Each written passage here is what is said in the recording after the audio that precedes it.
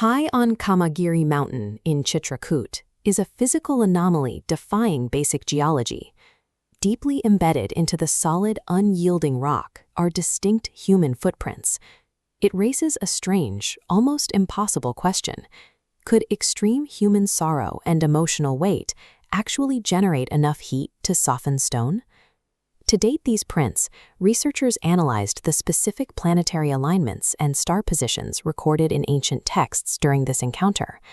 By cross-referencing these celestial coordinates with astronomical models, they identified a timeframe centering around 12,222 BCE. To understand how these prints got here, we must trace the exact geographical and spiritual route that led Lord Rama to this isolated peak. This captures the sprawling riverbanks of Prayagraj. When Sri Rama, Sita, and Lakshmana arrived here, they had already left Ayodhya's safety and crossed the Ganga. They were exposed, vulnerable, and searching for a secure refuge to survive a 14-year exile. From Prayagraj, Maharishi Bharadwaj provided a spiritual map guiding them toward isolated Chitrakoot. Reaching it required navigating the wide Yamuna River using natural rafts. Today, modern archaeological research confirms this exact path, identifying over 200 verifiable Ramayana-era locations stretching along this route. Navigating the Yamuna was a tactical move, executing Maharishi Bharadwaj's master plan, isolating them from the mainland and perfectly setting the stage for their exile. Following the map, they arrived at this exact destination, the calm banks of the Mandakini River. Notice the absolute tranquility of the water and forest. Here, they gathered branches and leaves, constructing a simple parnakuti, or leaf hut, entirely by hand. The crown prince of Ayodhya was now living as a forest dweller. This serene, forested region would serve as their primary home. They spent roughly 11 years of their exile isolated in this very area. They had achieved complete peace. The chaos of the royal court was gone, replaced by the quiet rhythm of the wilderness. Then the quiet broke. A massive cloud of dust rose over the distant tree line. Ayodhya's entire royal army was marching rapidly toward them, accompanied by the 3 queen mothers and Guru Vashishta. Lakshmana immediately raised his bow. Seeing the sheer size of the approaching force, he logically suspected that their brother Bharat had come to assassinate Sri Rama and secure his grip on the throne. Sri Rama, however, remained completely calm.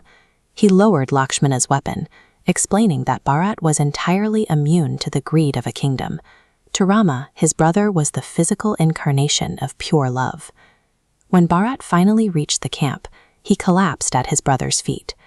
This was the Bharat Milap on Kamagiri Mountain, a raw, devastating collision of unimaginable grief, deep guilt, and unwavering fraternal love.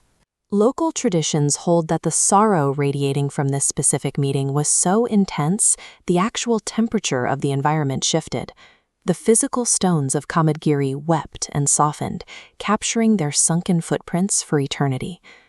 The encounter became a high-stakes diplomatic battle where 2 powerful leaders fought desperately to surrender power rather than seize it. Bharat pleaded with Rama to return and claim his rightful rule. Rama refused, standing absolutely anchored to the duty of fulfilling his father's 14-year vow. The stalemate broke only when Bharat made an unorthodox demand. He asked for Sri Rama's Charan Paduka, his wooden sandals, to take back with him as a proxy for the true king. Returning to the capital, Bharat placed those sandals on the royal throne.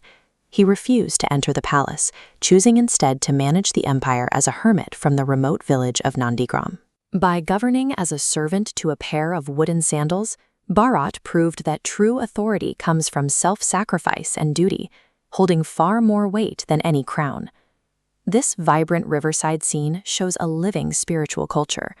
Thousands of visitors still travel to these specific banks and mountain paths, following the same geography where this supreme sacrifice occurred thousands of years ago. Have you ever traveled to the sacred grounds of Chitrakoot or navigated the waters of the Yamuna? Write Jai Shri Ram in the comments below and share your personal experiences with this landscape. Thank you for watching Divya Drishya 18. Make sure to subscribe to our channel as we continue to unearth India's ancient geographical mysteries. Until next time.